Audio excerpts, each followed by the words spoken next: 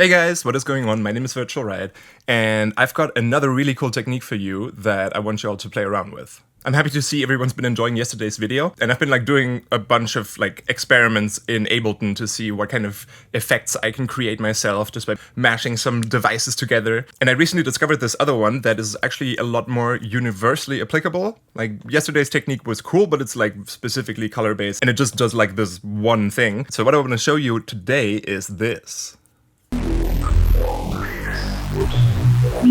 Haha! Here we have an EQ going crazy. So I really like generative kind of sound design where you have a lot of random parameters, especially because, there's so many settings you can put an EQ on, and also morphing from one EQ setting to another isn't that easy if you have to do all your automations yourself. Obviously in Ableton you can use effect racks and then link things to a macro, but you're kind of just, with the macros, you're kind of limited to go between two different states-ish. But under audio effects, I think everyone who has Live 11 should have this LFO device down here. And you can use this LFO to randomize parameters on any other plugin, Ableton stock plugins or third-party plugins. And this is really useful, for example, for Reese basses. I got a sound coming in here that's just...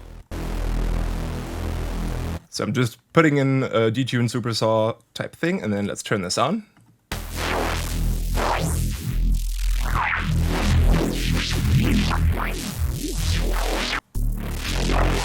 And in this rack that I made here, you do have some macro controls that give you some control over how smooth the transitions should be from one random setting to the next. So if you turn that off, you get a stepper.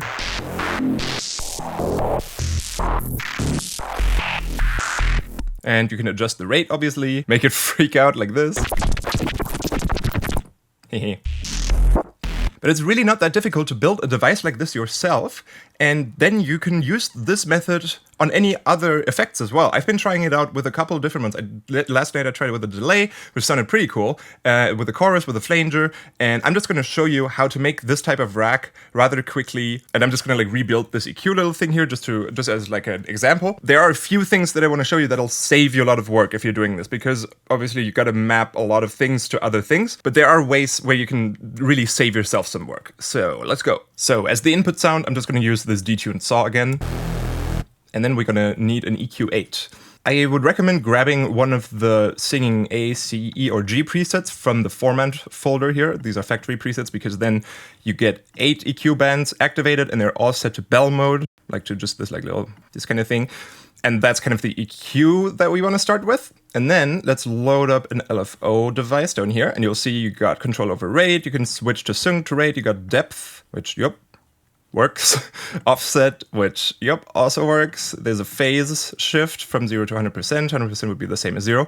And you got some jitter, smooth. Well, there's already a pretty smooth curve. And you can select different shapes over here.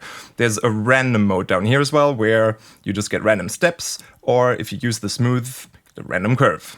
The thing is, though, to get a truly completely randomized EQ, we'll have to modulate everything with its own LFOs. So each of these points has 3 parameters: the frequency, the gain, and the Q. 8 times 3 is 24, so we'll need 24 LFOs.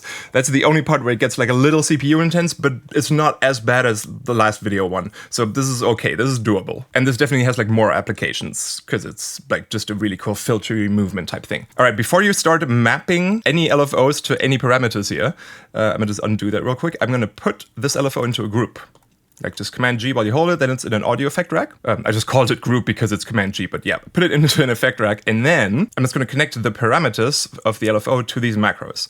So let's do free rate goes to macro 1, the switch goes to macro 2, then if I move the switch, this is now the sync to rate, can also go to macro 1 if you want to, or I sometimes like putting that one separately to macro 3, whatever you want to do. Depth to 4, offset to 5. I'm not going to touch the curve shape right now, but you could just as an example, I'm just going to put that on 6. Never mind. Jitter to 7 and smooth to 8. Cool. Now we've got that, and I'm just going to call this rack frec, because these are going to be all the LFOs modulating the frequency. So let's now duplicate this LFO until we have 8. And you'll see that the duplicates here are already mapped to those macros. That is pretty neat. Now we've got 8. And then before I start mapping any of these, I'm just going to put this entire thing into a rack one more time. So there's another rack around this rack. And let's open up this little chain view here. And then I'm just going to drag this one down as I hold Option, or you can also right click and duplicate until we have 3 of these. So this one's frequency, then let's call this one gain, and let's call this one just Q. Nice, so we got all 3 here. These are 24 LFOs now. And now it's time to map. This is the only like annoying, tedious part. This is a bit boring. Basically, I just want to make sure this last LFO goes to that one, LFO 7 that one, 6 goes to this, 5 goes to... Did I start with the right one? Yeah, this is the frequency LFOs. And once you've mapped some of these, you can also collapse them so that it's not taking up that much space and you don't have to scroll that far. Cool, I'm gonna close all of them except the last one. And let's do it for the gain as well. Nice, and for the Q. Nice, once you've done that, you're almost done. So one cool thing is, first of all, you can now take this EQ8 and move it to any other track and it'll still be connected to these LFOs over here. So that's cool. And now I want to put a few controls into like these macros over here, which are the only ones I'm going to be looking at the end of this. So I want everyone's rate to go to 1, everyone's time mode to go to 2, then the synced rate to go to 3. Depth and offset, I'm going to leave for now. Shape, let's put that one on 4, jitter on 5, smooth on 6. And now you would also have to do this for these other 2 groups. But you can also instead just do a right click on an already mapped macro and you'll see this map to siblings thing here and with a 2 in brackets. So it knows there are 2 more instances of this knob down these chains and it sees them and then you can just say click, map to siblings, rate, map to all siblings, shape, and jitter, and smooth. So now if I just test it by turning up smooth a little bit, then yep. Everything's moving pretty smoothly. I've kept the depth and offset intentionally separate because the Q depth and offset I want to have individual control over for a good reason, and I'll show you in a second. I'm gonna click this little plus here so I get 2 more macros to work with. You can have a total of 16, but I'm just gonna use 10. And then I'm gonna put the frequency depth on 7 and the frequency offset on 8. Same with the gain, 7 and 8. Oh, now it's just called depth and offset here. And then the Q depth and offset, I'm just going to put on macro 9 and 10. This will give you a little more control over the shape of the EQ, even when everything is randomized, and this will make sense in a second. So now you can collapse these macros. These are the ones we want to look at. This EQ, you can put this back in here at the end if you want to. Then you could also still like map the scale or something to whatever you want. But this is basically it. Now I'm just going to put a limiter behind this, because this might get really loud if all the points suddenly go up. And now I'm just gonna keep this playing and I'm leaving this here open so that I have some sort of visual of what the current LFO shape is and also that I can see what rate this is set to. So this is on 1 bar right now. So I'm gonna turn this up to like maybe 1/8 notes and then increase the depth for everything here and also the depth for the Q. Yep, this looks pretty fun. A little bit smoothen and let's see. Almost there. So you see that some of these peaks sometimes become really narrow. That's why I'm keeping the Q depth and offset. You can also name them so that you don't forget what these are. I'm going to put a Q behind that. That's why I keep those separate, because now I can say, okay, first of all, no randomization of the Q, and then you can still move the offset and set the same Q value for all of these points. So maybe you can just go down here. This is pretty wide. That looks cool. Or you can say, stay offset maybe at -30, but give it a little bit of randomization in a certain like area. So it'll never go fully sharp peak and never just like a tiny little notch. It'll be just somewhere between whatever this says down here, like between 0.5 and 1.5 or something. And then obviously you can still increase the scale of the EQ, then it's twice as strong and you get more of a filter. But as you can see, you gotta be careful. Definitely put a limiter after this. Here's an alternative setup, also using 24 LFOs, but I put them all in their own groups with their own controls next to them. And then you can select different LFO shapes to do a certain parameter. Like in this case, I've got a ramp down on the frequencies. So it's kind of doing this. And also I have this extra knob here called phase. So if I turn this down, now these are all in the same position. What happens if you go up with this phase macro is I've got all of these other 7 LFOs connected to that macro. They all have phase on 0 if this macro is down, but then you can see in the mapping here of these 7 that if you open this up, the first one goes to like 13, 25, 38, 50, so it spreads them out evenly, sort of, over the 100% phase rotation, so that they don't all start at the same point, but they're like evenly distributed. So instead of just this, you get like a beautiful whee. So you can select different LFO shapes for the different parameters as well. Like maybe I want let's try sine wave over here. So that's for gain. Oh, now I was doing that. Let's turn the phase down for the gain. Okay, cool. Then it's just, they're all like unified in their movement. And I'll close all of this so we can still see this. Can I actually, nice. Now I can see this and I can look at all 3 LFOs at the same time. This is probably going to be way too loud, so is there a limiter? Yes. Woo! Obviously we can set some of these to random as well. Right now the Q is on random. Let's have the gain be, the gain is random. We get something like this. And let's set the gain to maybe a ramp down and the frequency to something random. Then we get some sort of rain, which is pretty neat. I'm gonna turn the Q randomization, I'm gonna go all the way down with the depth and then just move the offset to find like a cool little spot here. And now it's raining in your EQ.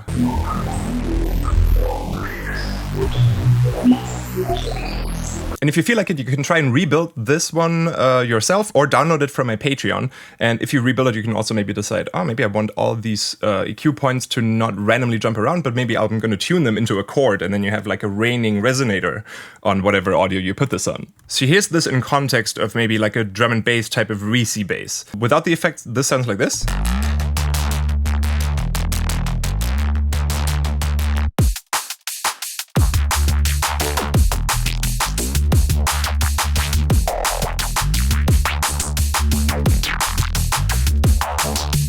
But since you'll probably never get the same motion twice, you might want to like just record this for a while and then cut out your favorite bit or something. Like just make an audio track below whatever that is and hit resampling over here, and then you can just play and it should record whatever is coming out.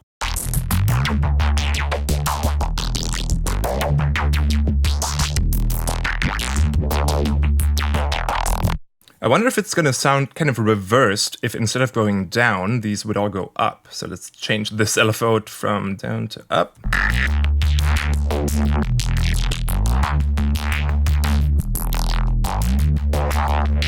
That's really cool too. What if this went up and down, like on the sine wave?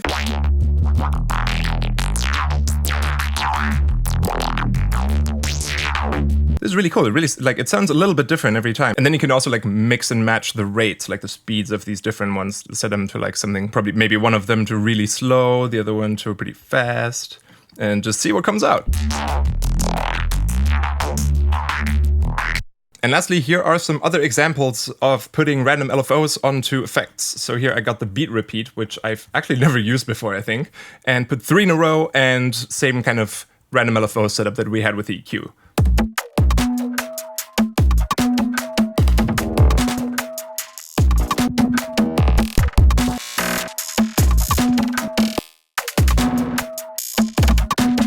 Alternatively, you can also put this on something melodic.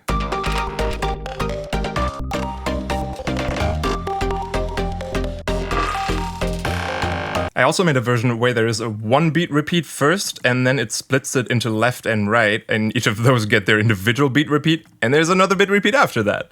So you get like different glitches on the left and on the right channel, which I think sounds pretty cool.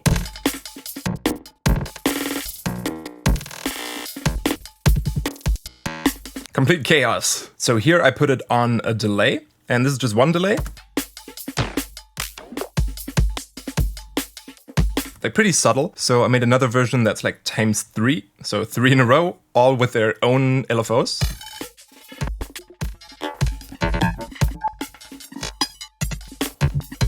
Now we're kind of reaching the point again where you should put a limiter behind this probably. And I've also made a stereo version with delays. Oh yeah, I forgot. This one's a little extreme. There are 4 delays on the left channel and 4 on the right, and they all get individual random sequences for all their parameters.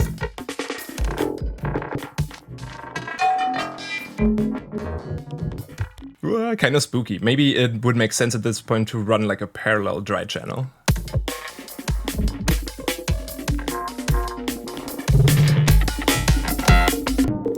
I love it. It's like a modular system, like those kind of sounds. What if we just put a simple saw wave through that? Of course, drums get real glitchy with the beat repeat and with delay stuff, but what about something tonal on this crazy delay thing? So what we got here?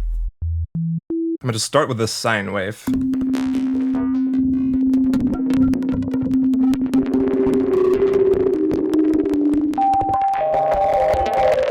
This definitely needs a limiter at the end now. Sorry. I really like that.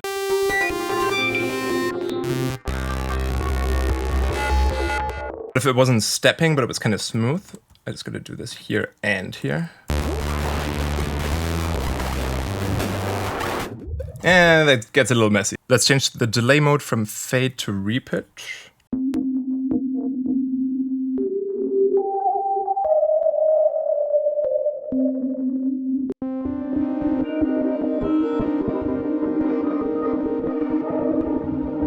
That actually sounds awesome.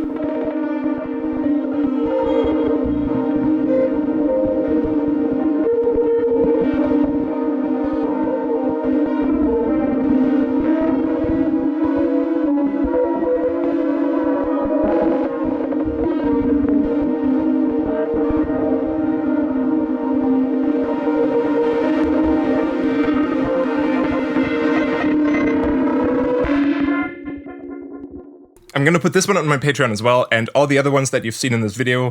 I'm probably just gonna make like another post there as well with a download link to like just these randomizer effect racks.